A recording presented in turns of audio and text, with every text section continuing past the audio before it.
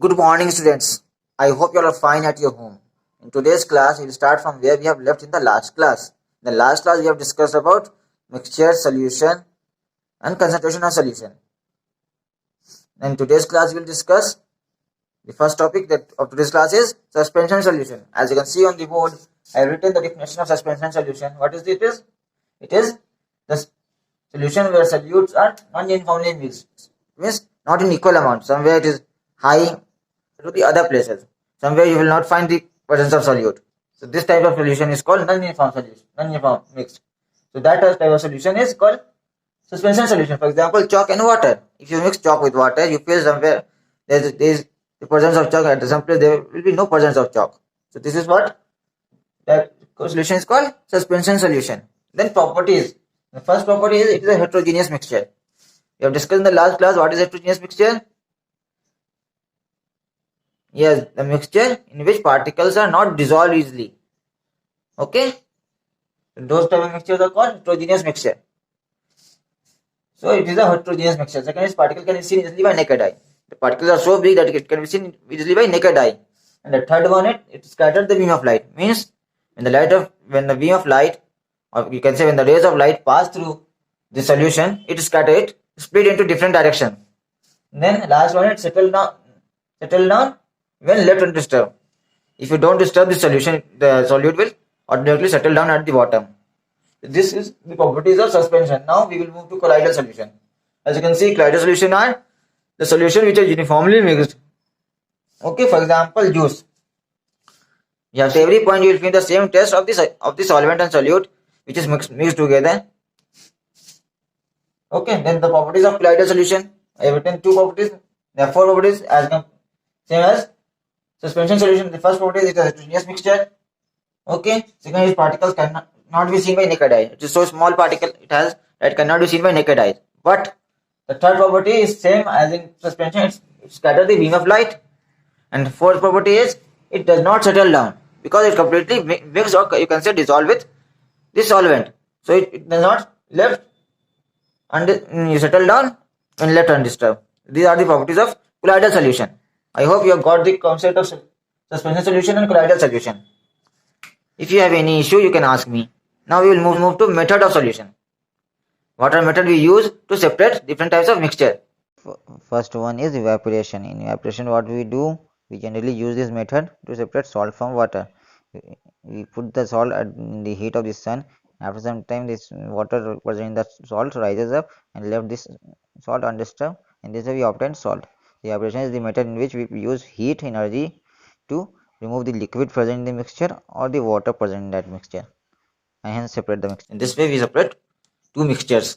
One is solid and one is liquid. So evaporation is used to separate solid and liquid component of mixtures. The application of evaporation is, or you can say the use of evaporation is done when we use to separate salt from water or sugar from water or any solid dissolved in the water. Next is centrifugation. Centrifugation is the process in which mixture is continuously mixed or tilted when the particles start settling at the cover of the base of the container. Okay, we use this method mainly to obtain cream from milk. Okay, we also use this method to obtain different types of milk product from the milk. Hence, centrifugation is the process of mainly used for milk. Hence, I hope that these two things, the evaporation and condensation concept and centrifugation concept is clear to you. If you face any kind of issue, any doubt, you can ask me. So next we will discuss chromatography. It is the process in which dye is dissolved in the water, which is generally a mixture of two or more colors. This color component is more soluble in water, hence rises faster, and then we separate the colors. It is used in dyeing for obtaining different types of colors. It is also used for obtaining natural colors like color of the leaf. If you want to obtain, we will use the same process. And last, one more use of it is used to obtain drug from the blood. The next is sedimentation and decantation. You have studied this in class 6th also. Sedimentation means when you mix one solid and one liquid mixture and left them undisturbed, then what happened? Some particles, sediments are settled down at the bottom. This process is called sedimentation. And when we transfer the liquid particles from one container to another container, this is called decantation. And next is fractional distillation. Fractional distillation is the same thing, but this is with two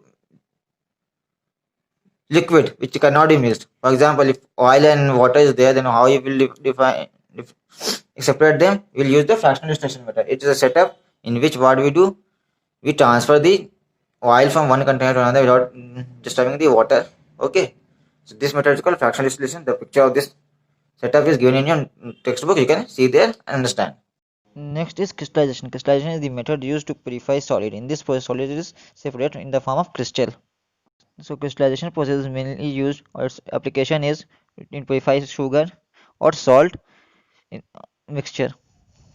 Sorry, we forgot to discuss the application of sedimentation. Sedimentation and decantation are used to obtain solid dissolved in the liquid, for example, mud and water.